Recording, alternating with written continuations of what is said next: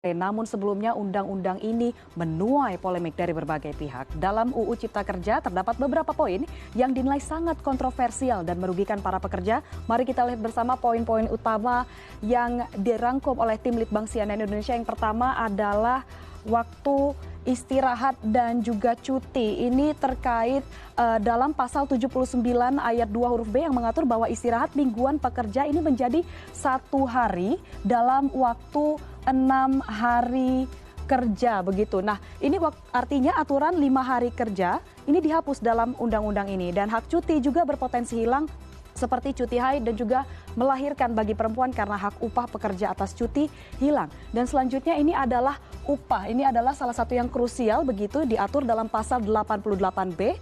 Pasal ini mengatur tentang standar pengupahan berdasarkan waktu alias per jam begitu. Dan berdasarkan pasal ini pengupahan diterapkan berdasarkan satuan waktu dan juga satuan hasil. Karena itu tidak sedikit yang menganggap bahwa skema pengupahan ini akan menjadi dasar bagi perusahaan untuk memberlakukan penghitungan upah per jam.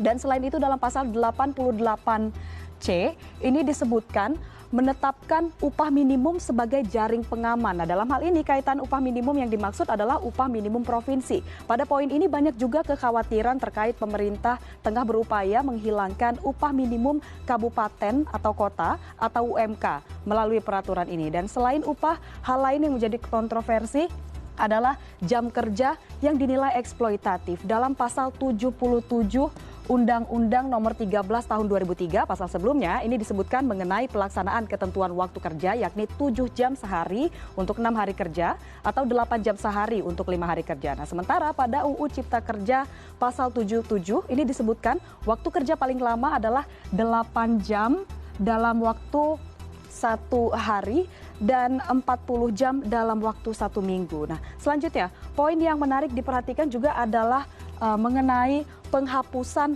pasal 59 Undang-Undang Ketenagakerjaan yang mengatur tentang syarat pekerja waktu tertentu atau biasa dikenal dengan istilah pekerja kontrak. Dengan dihapuskannya pasal ini dalam Undang-Undang Cipta Kerja, maka tidak ada batasan aturan sampai kapan seseorang pekerja ini bisa dikontrak, dan akibatnya bisa saja pekerja kontrak tersebut menjadi pekerja kontrak seumur hidup.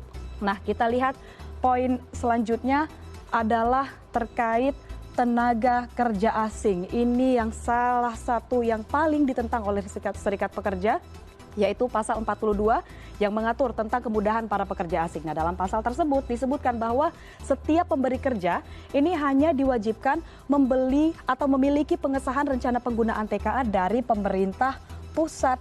Nah, ini berbeda dengan sebelumnya. Jika ini disahkan, maka tenaga kerja asing sudah tidak diharuskan lagi untuk mendapatkan izin tertulis dari menteri atau pejabat yang ditunjukkan. Kemudian pernyataan atau pertanyaannya adalah ini siapa yang lantas bisa dimintai pertanggungjawaban atas kualitas dari para tenaga kerja asing ini. Dan selanjutnya uang penghargaan masa kerja. Nah, ini diatur selama ini masa kerja 24 tahun ini dihapus. Nah, Undang-Undang Cipta Kerja menghapus poin H dalam pasal 156 ayat 3 terkait uang penghargaan bagi pekerja atau buruh yang memiliki masa kerja 24 tahun atau lebih begitu. Nah, di mana seharusnya pekerja menerima uang penghargaan sebanyak 10 bulan gaji, dan tidak berhenti sampai di situ. Jaminan pensiun ini juga menjadi salah satu yang terkena imbasnya, sebab RUU Cipta Kerja menghapus sanksi pidana bagi perusahaan yang tidak mengikut sertakan pekerja atau buruh dalam program jaminan pensiun. Hal ini juga erat kaitannya dengan kemungkinan adanya kontrak seumur hidup seperti yang kita bahas di awal tadi. Dan yang terakhir adalah terkait pesangon.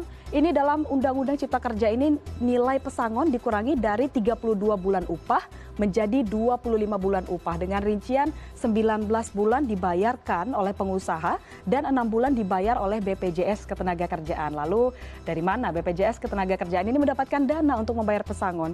Dan inilah dia 8 poin yang menjadi kontroversi terkait Undang-Undang Cipta Kerja ini.